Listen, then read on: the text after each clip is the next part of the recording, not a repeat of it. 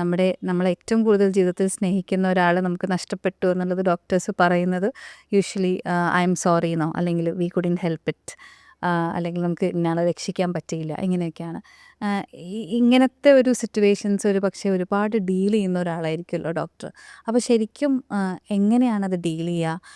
അത് വളരെ വേദന ഉള്ള ഒരു കാര്യം അപ്പുറത്തിരിക്കുന്ന ഒരാളോട് പറയുമ്പോൾ ഒരു ഡോക്ടറാണെങ്കിൽ പോലും എത്രത്തോളം വേദന ഡോക്ടർക്ക് ഫീൽ ചെയ്യാറുണ്ട്?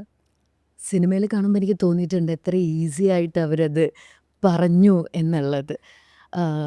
With all due respect, may be ഞാനും എൻ്റെ കൊളീഗ്സും അങ്ങനെ നമ്മുടെ ഒരു ഇതിൽ പെടുന്ന എല്ലാ ആൾക്കാരും ആഴ്ചയിൽ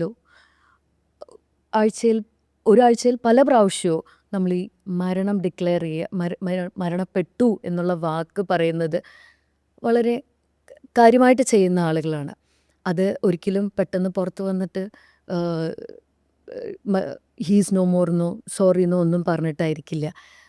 ഒന്നതൊരു പ്രോട്ടോകോൾ ബേസ്ഡ് തന്നെയാണ്. നമ്മൾ പറയുന്ന ആളുടെ ഇമോഷൻസും എല്ലാം കണക്കിലെടുത്ത് വളരെ പ്രൈവറ്റായി അവരെ ഒരു മുറിയിൽ കൊണ്ടിരുത്തി അവരോട് സംസാരിച്ച്, ഇപ്പം ഞാനൊരു അങ്ങനെ ഒരു ഡിക്ലറേഷൻ പറയുമ്പോൾ ഞാൻ ആദ്യം പറയേണ്ട കാര്യം, ഇത് പറയേണ്ടി വരിക പലപ്പോഴും ഒരു അമ്മയോട് തൻ്റെ മകനുണ്ടാവില്ല. എനിക്ക് അങ്ങനെ പറയുമ്പോൾ ഞാൻ ഒരു ഇൻസ്റ്റൻസ് പറഞ്ഞ് ഞാൻ തുടങ്ങാം.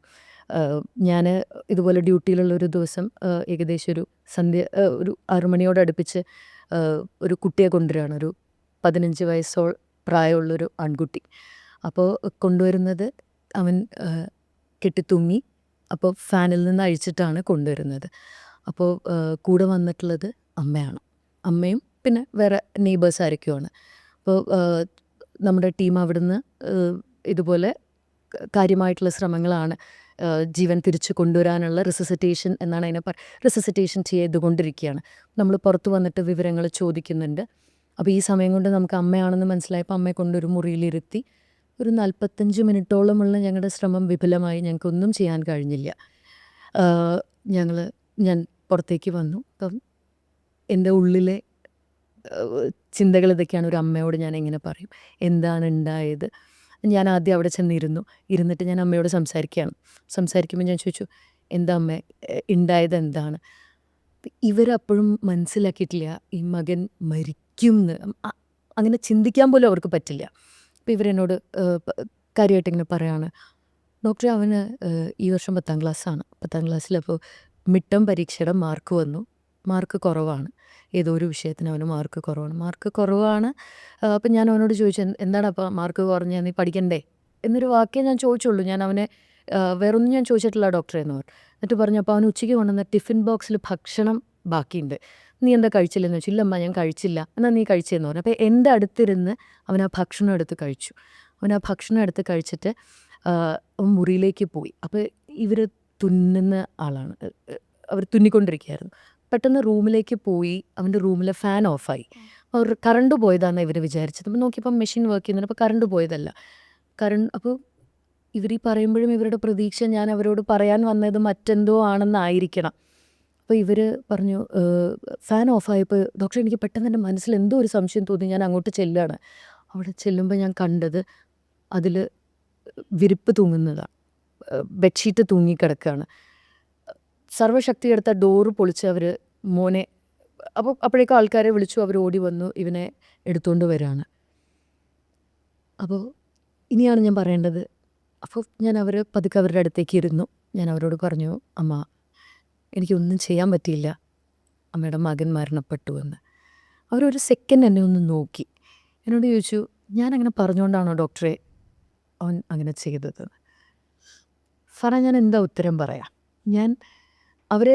അവരെന്നെ കെട്ടിപ്പിടിച്ച് കരഞ്ഞു.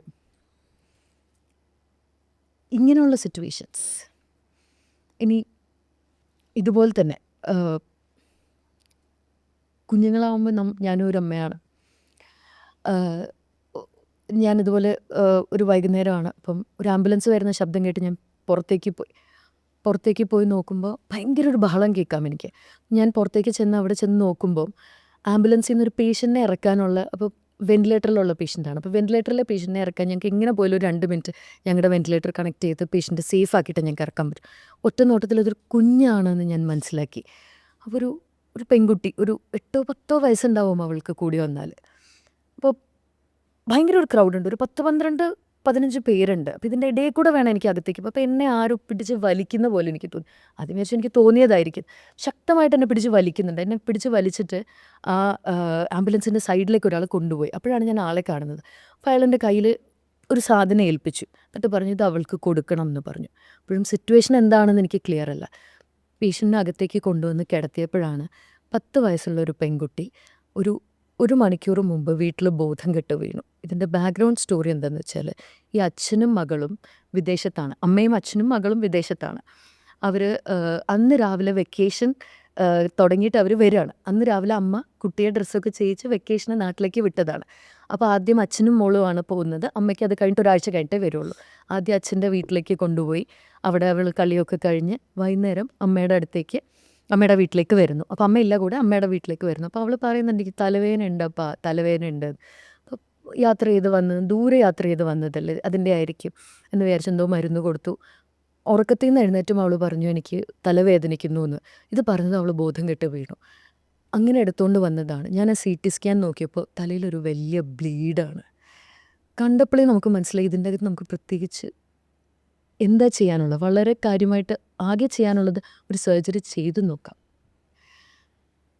ചെയ്തു നോക്കി 2 ദിവസം കഴിഞ്ഞപ്പോൾ ആ കുട്ടി മരിച്ചു.